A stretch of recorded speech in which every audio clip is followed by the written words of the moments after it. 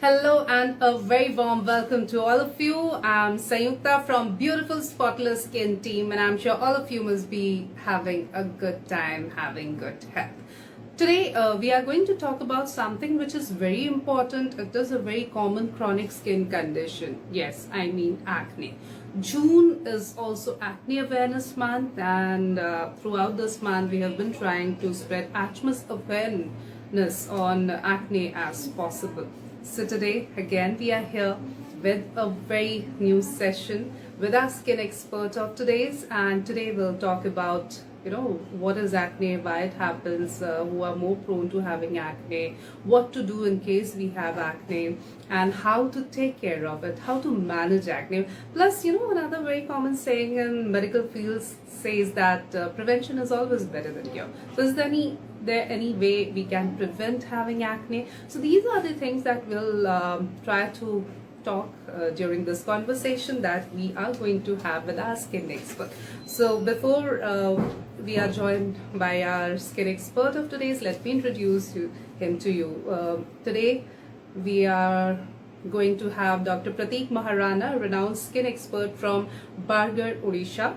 And he's a consultant dermatologist at Sarojini Skin Care in Bargarh, Odisha. Brings extensive expertise in dermatology, specializing in skin, hair, nail, cosmetology, leprosy, and STDs.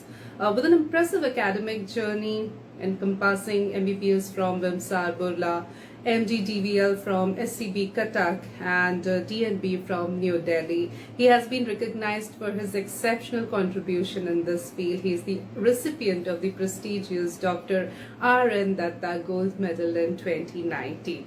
So definitely it's going to be a very, very informative session because we have a renowned dermatologist, Dr. Prateek Maharana, with us. So today in this session, we'll try to understand, what are the basic skincare routine that one can follow and keep their skin healthy, glowing, and less prone to acne. Even if you have an acne prone skin, or you are a teenager, adolescent, somebody who's attaining puberty, because that's the phase when a lot of hormonal changes takes place in our body, and I know most of us goes through that phase of teenage acne then. So we'll also try to understand what we can do in case we are into that phase.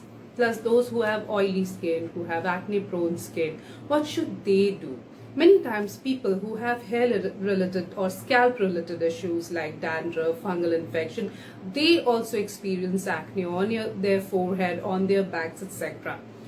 So how can we prevent that, or in case we have them, what should be the treatment modality? So these are few things that we are going to discuss in this conversation, in this session with Dr. Prateek Maharana. We are just waiting for him to join, and as soon as he joins, we will have the answers of all these questions one by one. So today, as I said, this is also the Acne Awareness Month. June is known as the Acne Awareness Month. So today we are again here to discuss acne management, and we'll do that. So acne isn't merely a surface issue. It do, hamper our appearance, or it is a cosmetic concern to a length, that is true. But then deep down it also affects our confidence level. Many times people goes into depression because they are having acne continuously. And at times those who had acne, they'll also agree with me that treating acne is one thing, but then treating post-acne pigmentation, post-acne marks, scars, etc., they looks like the bigger challenge. So today we'll also try to understand that how to prevent ourselves from having these post-acne scars, marks, etc. And in case we have them, what is the best way to take care of our skin, and how to treat them is going to be one more topic that we will discuss today. So we are going to be joined by our skin expert of today, who is Dr. Prateek Maharana from Bargarh, Odisha. And before that, let me tell you that acne vulgaris is a chronic skin condition affecting more than 85% of adolescents and teenagers or young adults. Yet, despite its prevalence, there are still widespread misconceptions and stigma surrounding acne. That's why July serves as an acne awareness month and spread awareness on acne. So today we'll discuss about acne and why it happens and how to take care of our skin. And now we are being joined by our expert, Dr. Prateek Maharana. Very warm welcome to you, Doctor. Very good evening to you. So, Doctor, it's such a pleasure to have you with us today. And as we know, June is an acne awareness month, and we are continuously trying to spread as much awareness as possible on acne. Acne is something which is so common. And then we have people who have acne-prone skin or oily skin, or acne in adults are also quite common these days. And teenagers, people who are attaining puberty, they also go through that phase of acne vulgaris. So to start with, doctor, first of all, what is acne? Why it is caused? So acne is basically an inflammatory condition. It is not a disease per se. So it happens whenever our skin produces extra oil, because our skin has multiple sebaceous glands in it. So whenever the sebaceous glands produces very much oil, so and it doesn't get excreted very well through your skin, it gets deposited and gets inflated sometimes, and sometimes it gets add-on bacterially infected. So this is the whole procedure of acne and becoming of acne and pimples. Right. We see various grades of acne. Many a times it's very small, or white head or black head. That's what we know as layman. And then it can be as big and as painful as possible. So, what are the various grades, doctor? So we clinically dermatologists have classified the acne into 4 grades. So in grade 1, we see that very tiny bumps on our skin that we call medically comedones, and in layman language we call it blackheads or whiteheads. So it's a grade 1, and later on the comedones has become the larger size of lumps, a greater size of lumps, which is red or inflamed. We call it papule, and is a grade 2. In grade 3, it is gets superficially infected by any bacteria like propionibacter of acne and others. And in grade 4, we see that this acne have become in size, the greater in sizes, and becomes nodular or cystic. Whenever we palpate, we touch our skin, we can see that there is a lump beneath our skin, which sometimes is very painful and becomes swollen like a cyst. So it is a grade 4 acne. So apart from it, many other acne, forms of acne is there. Like acne is a condition that we see during the teenage and puberty, but acne can happen in uh, extreme of ages also. In infants also we can see acne. This is called infantile acne due to the Oh, okay. yes, due to the hormonal due to the hormones that pass from mother to child. And in extreme of ages, like in normally we say acne till the age of 25, right? So after the age of 25, acne can be seen, like in 30s or 40s, due to some hormonal imbalance. Those we call acne tarda. So these are some few form of acne. There are many other form of acne, other types of acne like drug-induced acne, like people who take steroids, oral steroids, or vitamin supplements, like, and protein supplements in gym. So in that cases, there are eruption of acne on the face or trunks. That is drug-induced acne, and like that. Right. So there are various types of acne. And doctor, a very common tendency in our society is to go for home remedies, to apply something on the acne, or to go for over-the-counter topical applications. A very easy way because it's easily accessible, available. We go to a chemist shop and ask them, see, there is a pimple, give me something. And then we keep on using the cream tube, whatever the chemist recommends us. Only after a certain amount of time we realizes that this is actually, I mean, our skin is getting addicted to it. The moment we stop, we see more acne, and the quality of skin is also worsening. And that's when we go and land up in front of a doctor. So, I would like to ask you that how do these home remedies, or applying toothpaste or garlic, etc., or applying over-the-counter topical applications can harm us anymore? So the over-the-counter medicines are readily available everywhere. So and these are very cheaper also. You can see that the one tube cost 100 rupees and lesser than that. And all these creams, OTC drugs, creams containing steroids, like some Pandem, Costum, Skin Light, Skin Scent. These steroids, what they do, they reduce the inflammation of any disease, whether it is acne or any form of skin disease. It will reduce the inflammation. So the redness and the inflammation of the pimples get reduced through the skin initially. So the patient will think that yes, the cream is working well, and the pimples are getting better. But whenever they stop this medicine, the disease gets reversed back. So what does the patient do? He or she will again apply it, and the cycle continues. Whenever he or she stops the cream, again the eruption starts, and then she applies it, then it gets reduced. So this vicious cycle goes on. So chronically, after using this kind of creams, the skins become thinner, and there will be tiny blood vessels that can be seen through this naked eye also, and there will be like eruption of small vellus hair over the face. There will be photosensitivity. Whenever we go outside, our skin will burn, and sometimes our skin gets dark also. So these are all side effects of this type of creams. We combinedly call it topical steroid damage phase. And coming to the home remedies, yes, I will not say that home remedies doesn't work. Yes, it will work, but it can be an add-on effect. So this is not a per se. This is the main treatment, mainstay of treatment of treating acne, but it will help additionally, like uh, those turmeric and honey and this aloe vera gel and this kind of thing. Yes, they help because turmeric has a good antiseptic effect.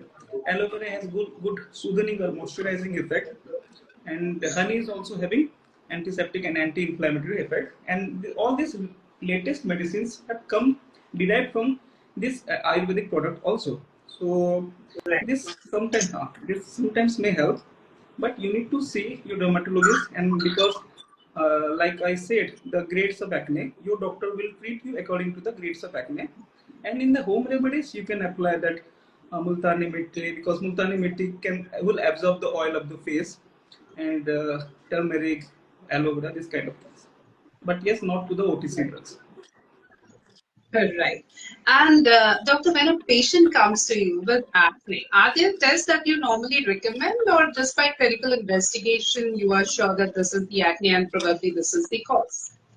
The teenage pimples, this will happen to everybody, just like you and me. Everybody will go through this condition. So, like I said, it is not a disease; it's a condition. So, in those cases, we don't do any investigation to the people. But yes, if you are having acne in your late adults, or if you are having some your menstrual cycle irregularities, or any other hormonal imbalance like associated hair loss or associated extra hair growth on the other side of the bodies, like in those cases we like to do run some tests which will rule out PCOD, or polycystic ovary disease. What happens in PCOD? Your ovaries will produce more number of hormones, and because of this hormonal imbalance, and the acne got exacerbated. So in these cases, we rule out PCOD by doing some ultrasounds or blood tests, etc. But no, in the normal cases, we don't advise usually. Right. And doctor, what are the treatment options available for acne? So there are many treatment. There are baskets of treatment available. So we tailor it, we customize this according to the grades of acne, like I said. Initially, if you have some small minute bumps like blackheads and whiteheads, so only topical creams would help. But if you are having inflamed, secondary infected by bacteria, you can see the pus of painful acne. We do require sometimes oral antibiotics like doxycycline, minocycline, linocycline, etc. And in severe cases, like in nodulocystic acne, we give oral retinoids. And what this oral retinoids will do, it will exfoliate your upper skin. It will decreases the secretion of the oil gland that produces more number of oil to make acne. So these are all medications. Apart from it, we do latestly we do many procedures like comedone extractions. These small comedons can be extracted under sterile method through comedone extraction, and we do chemical peels also. So what are these chemical peels? These are like basically acids. There are salicylic acid and glycolic acid, mandelic acids. You apply even coat of acid over your face. It will gradually exfoliate the upper dead keratin layer of your skin. So whenever this oils get secreted and it doesn't get trapped, so it will naturally will flow out to the skin, and this acid, the salicylic acid, will go deeper into your skin and feed your acne. And other also procedures are like there, like we whenever there is a nodular acne, we give intralesional therapy. Whenever it is a cystic acne, we remove the cyst and do the phenolization. There are many things that you need to seek to your doctor. Fair enough. Doctor, treating acne is one thing. Treating or getting rid of the marks or the post-acne pigmentation, scars, spits looks like the bigger challenge. So my question to you is, A, how can we prevent having those scars and pits? B, in case we have them, what are the procedures, that we can go for? So better prevention is better than cure. So whenever you see that the acne is getting erupted, you try to use the topical creams with the help of your dermatologist. Then as soon as you treat your acne, the chances of the formation of the scar or the marks, that spots, will get reduced. That is the mainstay of the treatment. So because and we tell the patients not to pop up the acne. So whenever you touch the acne, you scratch the acne. Many people have tendency to excoriate the acne, pop up the acne. So this will lead to secondary infected, because our hands and nails are having numerous number of bacteria in it. So these areas will be infected through by bacteria, and it will lead further inflammation and scarring. So this is the main way of getting scarring and the marks. And after you get this development of this scars or mark, it will be very difficult to treat by us, because as they say that scars are forever. But there are, yes, the science has evolved many times nowadays, and we have many procedures to treat the scars like subcision, TCA, lasers are there, MNRF is there. So this all will help to reduce the appearance of the scar that has developed. And we do many surgeries also, like we remove the many the larger scars, and we do stitches, excise the scars. So this will always help. And for the pigmentation, again, with topical creams would help. We do peeling for the pigmentation or laser for pigmentation. Yes, but the prevention is always better than the cure. Right. So scars are not anymore forever, but yeah, prevention is always better than cure. Uh, Doctor, because we are talking about acne, we are also talking about teenagers or young adults who have acne, and it's so common for them. Plus, we have those who have acne-prone skin or oily skin. So, for them, what should be a basic skincare routine that they need to follow? So basic skincare routine for acne patient is just like the other patients, other people. So the three routines are there, as you must be knowing. So please say what are the basic three routine skincare? Hmm. Cleanser, Yes. moisturizer, and sunscreen. Sunscreen. Yes. Everybody nowadays knows all these things. Cleanser, moisturizer, and sunscreen. Yes, this is all the basic skincare. Cleanser is the most important, because you need to remove your oil out of your skin, because the excess oil out of skin, and you can choose the oil secreting face wash, foaming face wash. Those are available containing salicylic acid, glycolic acid. This would help. And then after cleaning at least twice a day, because many people have habit they don't like wash their faces. So for them, at least twice a day face wash is enough. And then moisturizer, we can choose an oil-based oil controlling moisturizer. Your skin doctor would help you choosing that. And then a sunscreen on the top of that, a silicone-based, lightweight, matte finish face sunscreen with minimum SPF 30 plus and PA 3 plus would help in for the basic skincare of this patient. Now, many a times, especially people who have oily skin or acne prone skin, they feel that acne is happening because they have a dirty face or because they have excessive sebum production on their skin. So they keep on washing their face as much or as soon as possible. Is it a good practice, or as you said, 2 times is So enough? 2 to 3 times is enough. If we overzealously wash our face more than required time, the normal oil will be also stripped up. So we have to balance. We have to keep the normal oil of the face. If we do excessively uh, wash our face using the face wash, our skin will feel dry. It will feel sticky and flaky, and people will also complain that because after using this face wash, I am having this kind of issues. So whenever you ask how many times are you using the face wash, they are telling like 4 5 times before going to bed, after the gym, after the swimming. They tend to tell all these things. So this is not a good practice. 2 to 3 times a day is enough to wash their face. Yes.